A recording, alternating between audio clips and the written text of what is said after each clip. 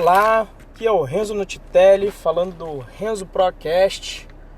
Hoje aqui em São José de novo, saindo aí do meu período aí de uma semaninha de férias que eu usei para dar um curso no Rio. Nesse episódio de hoje eu gostaria de comentar, eu tinha falado sobre proposta de valor, não lembro em qual episódio, mas eu falei em alguns episódios aí atrás. E aí é interessante falar, a proposta de valor está mais conectado com um discurso do valor que você vai entregar para outra pessoa e está conectado, como eu tinha falado, em você se colocar no lugar da outra pessoa para entender como é que você está impactando positivamente a vida dela, né? Mas aí eu gostaria de entrar numa parte mais concreta de valor, que é o valor monetário mesmo do que você está entregando. E eu gostaria de entrar nesse assunto porque a minha formação, eu sou engenheiro de formação, formei pelo ITA em 2008, e o que eu percebo depois de navegar aí no mundo do empreendedorismo é que preço é uma das coisas mais difíceis para as pessoas da área técnica entenderem, em particular aí no meu universo mais de engenharia e de programadores. E a razão que eu acho para isso é porque, como nós estudamos muito exatas e trabalhamos muito com números e fórmulas, nós esperamos que o comportamento dos preços seja determinístico. E o que é ser determinístico? Você tem uma fórmula e aí você pega uns inputs de uma fórmula para achar sempre o X da questão, Você pega todos os inputs para poder calcular o X no fim das contas. E aí o que acontece é que definição de preços, meu amigo, ou minha amiga, não segue essa regra de fórmula, E até as matérias que deveriam tratar isso, pelo menos na minha faculdade, não vou dizer em todas, mas, por exemplo, matéria de economia, tem lá sobre o estudo sobre a curva dos preços, que é o como se comporta a curva dos preços. E a ideia ali, obviamente, do ponto de vista de engenharia, seria você maximizar o lucro, onde você tem um volume de produção que é possível de se produzir, em termos econômicos, até em termos de escassez, e um preço por unidade. E aí o seu faturamento total, obviamente, seria o número de peças que você vendeu pelo preço médio. E aí o pessoal tenta sempre maximizar essa curva lá, tem uma curva de preços, E aí o pessoal, inclusive, fala que o nome dessa curva é para medir a elasticidade dos preços, como é que os preços se comportam de acordo com as variações no preço, Você vai vender um volume maior ou menor de acordo com relação a isso. Só que o que acontece quando você vai estudar isso, primeiro, não falam de onde vem a curva. Como é que saiu essa curva? Tem uma fórmula? Não tem a fórmula. Você tem que medir. Você tem que jogar no mercado para um determinado número de pessoas para você extrair essa curva de elasticidade. E, inclusive, existia um nome para as diferentes curvas, E ainda existiam exemplos clássicos assim dessas curvas de valor.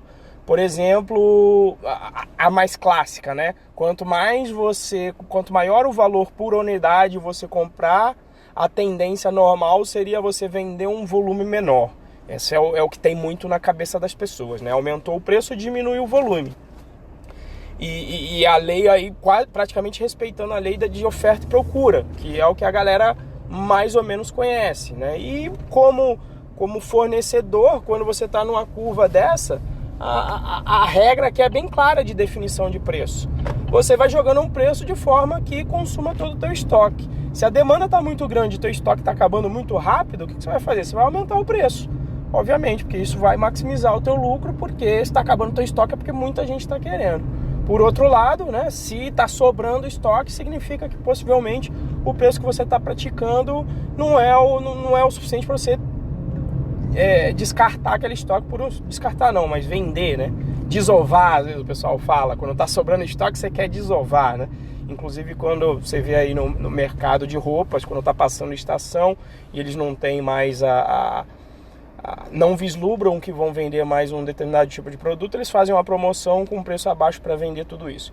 E aí existiam várias outras curvas também, você vai ver que na verdade existem infinitas, E aí tinha um que ele mostrava lá que você aumentava o preço e não alterava em nada o volume que você vendia. Você ia continuar vendendo qualquer coisa. Você ia continuar vendendo o mesmo volume.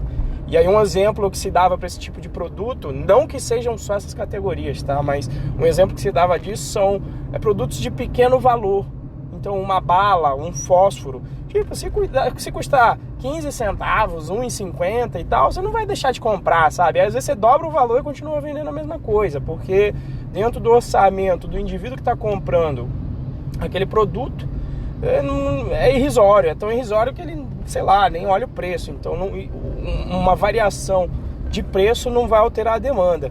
E existem ainda uma categoria de produtos que são bizarros, que você aumenta o preço e aí você aumenta a demanda por eles. E um exemplo disso são os artigos de luxo, né?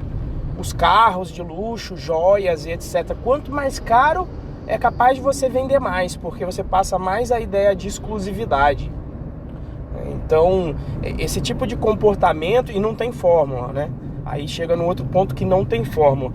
E essa coisa de não ter fórmula que não entra muito pro mundo técnico. Mas quando bate assim na tua cabeça, você entende isso, tudo fica mais claro, entendeu? Para você ter uma estratégia de estabelecimento de preço. A primeira vez que me deu um tique assim foi quando eu estava participando do Desafio Brasil, né, e a maioria das pessoas técnicas. E como é que o cara técnico ele formula o preço?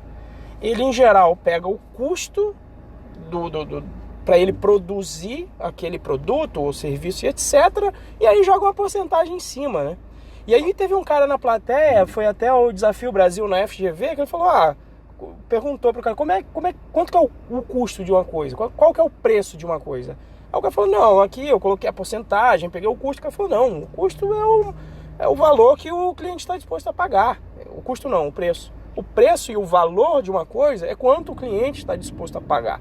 E aquilo ficou na minha cabeça. Eu falei, porra, faz sentido, né? Mas era contraintuitivo no pensamento meu de engenheiro, né? E depois disso eu me lembro de ver aquela pesquisa de preços de carro no Brasil. Que os carros aqui são muito mais caros, né? E teve até aquela pesquisa muito legal do canal do Otário, que ele coloca lá o custo do imposto no Brasil e etc. E eu me lembro que saiu, acho que também uma entrevista na Quatro Rodas sobre isso. E um cara que mostrava e com as contas falando, beleza, tem o imposto, tem o custo Brasil, mas veja que o lucro das empresas está sendo muito alto. Né? E aí um cara de marketing, eu não me lembro se foi da Hyundai, teve um cara que foi honesto e sendo de marketing falou, claro, o carro é caro porque a galera paga. A galera paga, vai ser caro, ué. E assim, e aquilo ficou na minha cabeça, né? Então qual que é a estratégia de formulação de preço? Não tem outra, meu amigo, não tem fórmula.